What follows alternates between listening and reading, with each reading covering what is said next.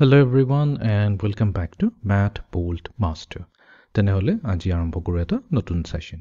তো previously আমি patterns in numbers পঢ়ি আছিলো।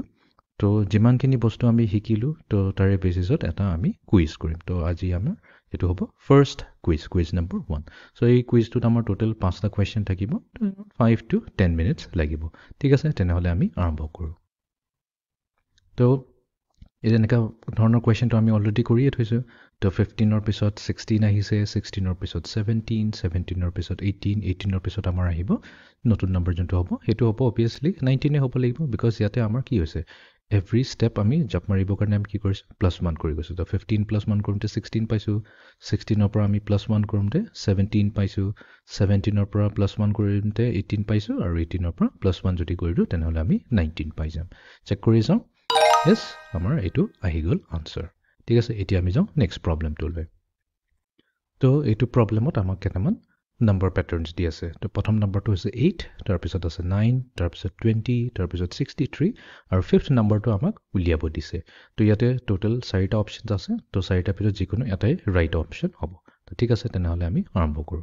তো ইয়াতে আমাক নম্বৰখিনি দিয়া গৈছে। নোট ডাউন কৰিলো। ফাৰ্স্ট নম্বৰটো হৈছে 8, তাৰ পিছত হৈছে আমাৰ 9, তাৰ পিছত আছে আমাৰ 20, তাৰ পিছত আছে আমাৰ 63। ইয়াৰ ফিফথ নম্বৰটো আমি ক্যালকুলেট কৰি উলিয়াব লাগিব। তো ইয়াতে এটা প্যাটাৰ্ন আমি উলাব লাগিব। এতিয়া আমি প্যাটাৰ্নটো এনেকা কৰলাম। সো লেটস আমি ফাৰ্স্ট নম্বৰটো লওঁ 8 আৰু এটো 1 ৰ লগত মাল্টিপ্লাই কৰিলো। 8 মাল্টিপ্লাই টু 1 প্লাস 1 যদি কৰি দিও তেনেহলে আমাৰ আহি যায় নেক্সট নম্বৰটো 9। ঠিক আছে। তো এবাৰ আমি কি কৰিম 9 মাল্টিপ্লাই টু এই 1 টো চেঞ্জ কৰি দিও। 9 মাল্টিপ্লাই টু 2 কৰি দিও। সো 9 টাইম 2 হৈ গ'ল 18 প্লাস আৰু এই 1 টো চেঞ্জ কৰি প্লাই আমি 2 কৰি দিও। সো 9 টাইমস 2 18, 18 প্লাস 2 আহি যাব আমাৰ 20 যোনটো হৈ গ'ল আমাৰ থাৰ্ড নম্বৰটো। নেক্সট আমি এতিয়া লম 20। সো 20 ক আমি মাল্টিপ্লাই কৰিম 3 ৰে। তো 20 টাইমস 3 হৈ গ'ল 60 প্লাস 3 কৰিলে আমি পাই যাম ফোৰ্থ নম্বৰটো যোনটো হৈ গৈছে 63। তো আমাৰ এতিয়া প্যাটাৰ্নটো ওলাই গৈছে। তো তাৰ মানে আমি কি কৰিম ফিফথ নম্বৰটো লাবৰ কাৰণে 63 লম। তো এবাৰ 3 জায়গাত আমি লম 4 প্লাস এই 3 জায়গাত লম আমি 4। তো এটোৱে দিব আমাক ফিফথ নম্বৰটো। তো আমি ক্যালকুলেট কৰিলো 63 multiplied by 4. So 4 times 3 হৈ গ'ল আমাৰ 12। তো ইয়াতে হৈ গ'ল আমাৰ 1 carry over। 4 times 6 হৈ গ'ল আমাৰ 24, 24 plus 1 হৈ গ'ল আমাৰ 25, 252 আৰু ইয়াতে আছে আমাৰ plus 4 কৰিব লাগিব। তো আমাৰ আহিব 256। তো ইয়াতে এটাই অপচন আছে যোনটো দি আছে আমাক কাৰেক্ট আনসাৰ 256। ঠিক আছে। তো তেনেহলে আমাৰ অপচন সি টো হ'ব কাৰেক্ট। ঠিক আছে এতিয়া যাওঁ আমি next প্ৰবলেমটোলৈ। What rule describes the pattern shown? তো ইয়াতে কি প্যাটাৰ্ন ফলো হৈ আছে। তো চাও এটাই কাৰেক্ট হয়। তো add 6। তো যদি আমি each number 6 add কৰো তেনেহলে নেক্সট নম্বৰটো আহিব লাগে। ফাইন। তো এতিয়া যদি আমি 1 লওঁ 1 ৰ লগত যদি আমি 6 add কৰো তেনেহলে আমাৰ নেক্সট নম্বৰটো হ'ব 7। বাট ইয়াতে আমাক কি দি আছে 6 এ দি আছে। তো obviously আমাৰ এটো ইনকাৰেক্ট হ'ব। Option A is incorrect. Next দি আছে add 30।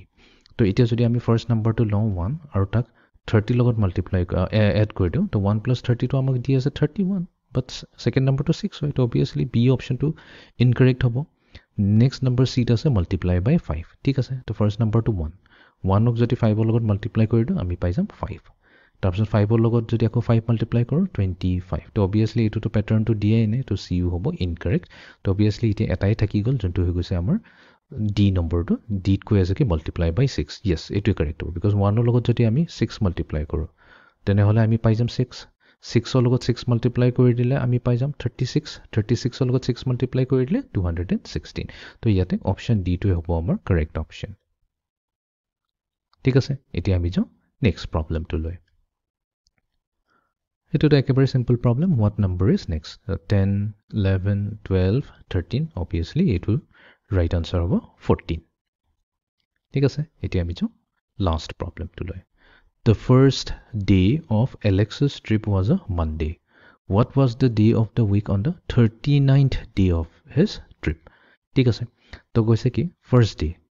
তো এলেক্স গ'ল ট্ৰিপলৈ। ট্ৰিপলৈ যোৱা দিনাখন যোনটো ফাৰ্স্ট ডে আৰম্ভ হৈছে তো ফাৰ্স্ট ডে আছিলে মানডে। তো বহুত দীঘলীয়া ট্ৰিপত গ'ল।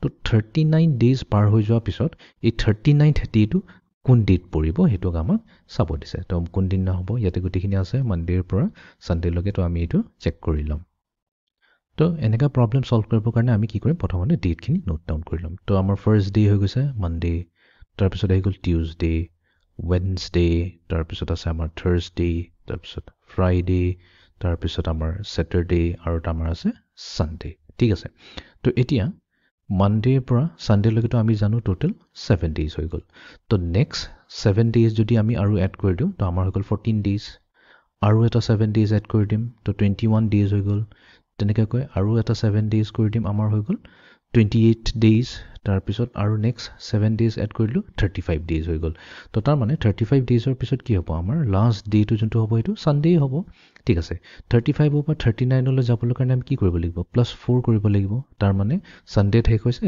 তো আমি আৰু +4 ডেজ যাব লাগিব তো মানডে টিউজডে ৱেডনেছডে থাৰ্ছডে তো তাৰ মানে আমাৰ 39 ডেটো হ'ব থাৰ্ছডে ঠিক আছে তো ইয়াতে আমি চেক কৰি লওঁ তো এইটো হৈ গ'ল আমাৰ থাৰ্ছডে এইটোৱে হ'ব আমাৰ ৰাইট আনচাৰ ঠিক আছে তো এইটোৱে আছিল আমাৰ আজিৰ সেশনটো তো আমি কুইজ 1টো সলভ কৰিলোঁ ঠিক আছে so see you in the next session thank U